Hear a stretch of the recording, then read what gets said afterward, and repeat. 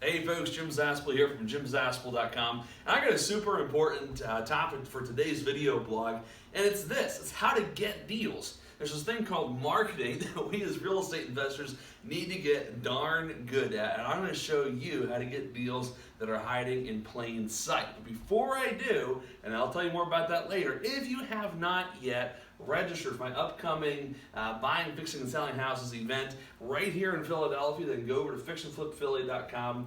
That's an M.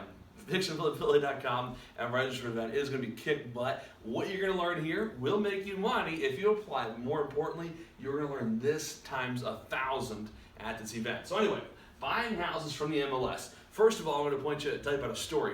I got this friend, his name is Juan. And he's a great dude and does plenty of deals per year, a few dozen, I think. And he said, I talked to him a couple years ago, and he said, Jim, he said, what are you guys up to? Because he knew my wife and me back before it was my wife and me, heck, before he knew us independently before we knew each other. So we've kind of known him a while. Anyway, we told him, said, look, we're mostly buying, fixing, selling houses. At the time, we were doing most of the deals in Montgomery County. And when I told him that's what we were doing, he said, are you kidding? You'll starve, man. There's no deals in Montgomery County. There's no deals in the MLS. That's nuts. It's not sustainable. It's not going to work. Well, I got news for you. That was about 100 deals ago out of the MLS. So it's working all right.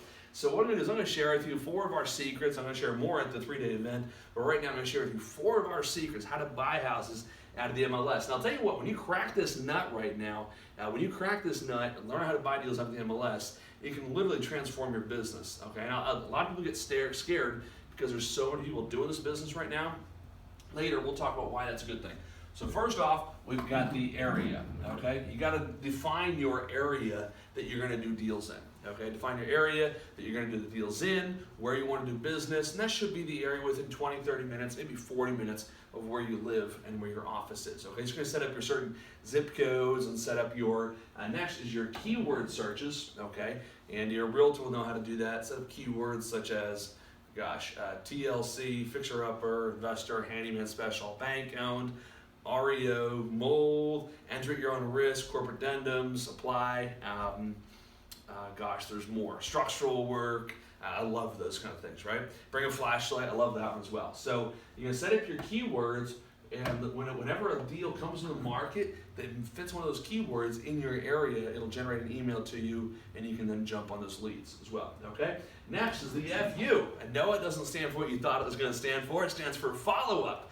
The money is in the follow-up by far in this business, whether it's off-market deals, which, by the way, tomorrow's blog, we're going to talk more about how to get deals that are not listed in the MLS, where there's fewer buyers talking to those sellers. So anyway, the follow-up, whether off-market or on-market deals, is so critical to your success. See, a lot of folks that make an offer out of the MLS, or they make 10 offers, and guess what? All 10 listing agents say, oh, you're crazy. You're crazy. It's not a serious offer. Forget you. And they don't use that's not what they mean by FU, right? They mean something else. So anyway, the follow-up is absolutely critical. It's where you'll get about 7 out of 10 of your deals from the MLS. So you're following up with deals every 2 to 3 weeks after your offer gets rejected, flatly rejected. You'll follow up every 2 to 3 weeks until the deal sells. All right. Next, in terms of follow-up, you're going to follow up, especially hit on deals that have been on the market for 60 to 90 days. Those are very, very motivating, okay? Now, let's talk about price. And this is a question for you, I want you to think about the answer to this question before I give you the answer. Should the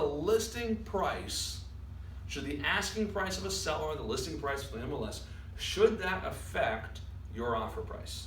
Yes or no? Should it? The answer is absolutely not. What?